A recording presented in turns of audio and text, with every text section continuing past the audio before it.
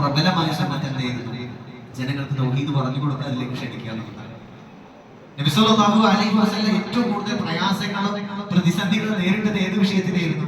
നിസ്കരിച്ചതിന്റെ നോക്കുന്നതിന്റെ പേരിലല്ല, ജനങ്ങൾക്കിടയിലേക്ക് ഇറങ്ങി ചെന്ന തൗഹീദ് പറഞ്ഞു കൊടുത്തതിന്റെ പേരിലാണ്. അല്ലാഹു ഖുർആനിലൂടെ പറഞ്ഞു, ഖുൽ സദഖല്ലാഹ്, നബിയെ താങ്കൾ പറഞ്ഞു കൊടുക്കണം, അല്ലാഹു സത്യം പറഞ്ഞിരിക്കുന്നു.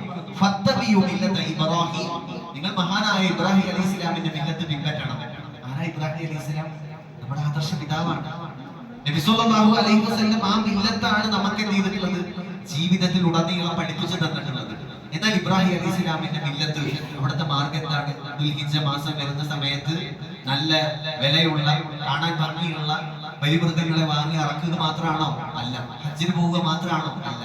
ഖുർആൻ പഠിപ്പിച്ചു, ഇത് ഖാല ലി അബീഹി വ ഖൗമിഹി, അദ്ദേഹം ചോദിച്ചു തന്റെ പിതാവിനോടും തന്റെ ജനതയോടും, മാ ഹാദിഹി തമാസി, നിങ്ങൾ ആരാധിക്കുന്ന ഈ വിഗ്രഹങ്ങൾ എന്താണ്? അല്ലദീ അൻതും ലഹാ ആകിഫൂൻ, നിങ്ങൾ ഇവർക്ക് വചനമിരിക്കുന്നത് ഞങ്ങൾ കാണുന്നുണ്ടല്ലോ.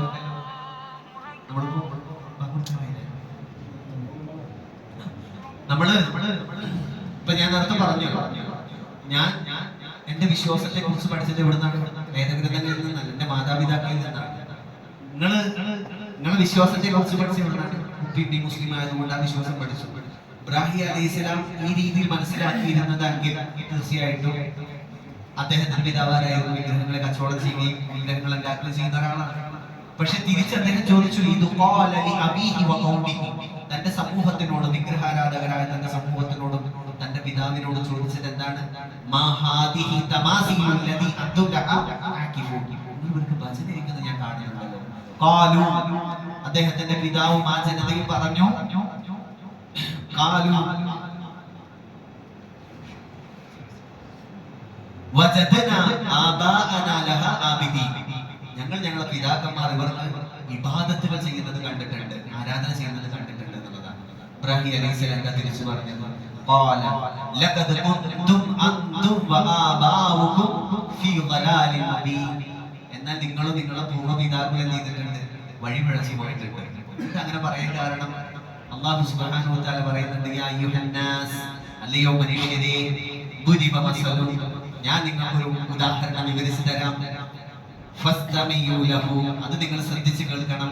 ഇന്നല്ലദീന തദ്ഊന മിൻ ദൂനില്ലാഹ്, നിശ്ചയമായും അല്ലാഹുവിന് പുറമെ നിങ്ങൾ വിളിച്ചു പ്രാർത്ഥിക്കുന്നവർ. നിങ്ങൾ അല്ലാഹു സുബ്ഹാനഹു വ തആല പറയുക, അല്ലയോ മനുഷ്യരേ, ഈ ലോകത്ത് ജീവിക്കുന്ന മുഴുവൻ ആദമിന്റെ മക്കളെ ഉൾപ്പെടുത്തിക്കൊണ്ട് വിളിക്കുകയാണ്, അല്ലയോ മനുഷ്യരെ, നിങ്ങൾക്ക് ഞാനിതാ ഒരു ഉപദേശം പറഞ്ഞു തരാം, അത് നിങ്ങൾ ശ്രദ്ധിച്ചു കേൾക്കണം.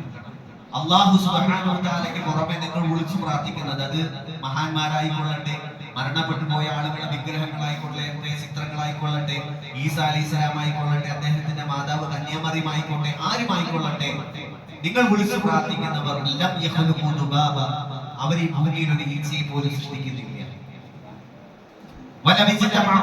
അതിനുവേണ്ടി അവരെല്ലാവരും ഒരുമിച്ച് കൂട്ടിയാൽ, ഇപ്പൊ ഞങ്ങളെ വിശ്വാസം അനുസരിച്ച് 3338 കോടി ദൈവങ്ങളെ ആരാധിക്കുന്നുണ്ട്. ഇവരെല്ലാവരും കൂടി ചേർന്നാലും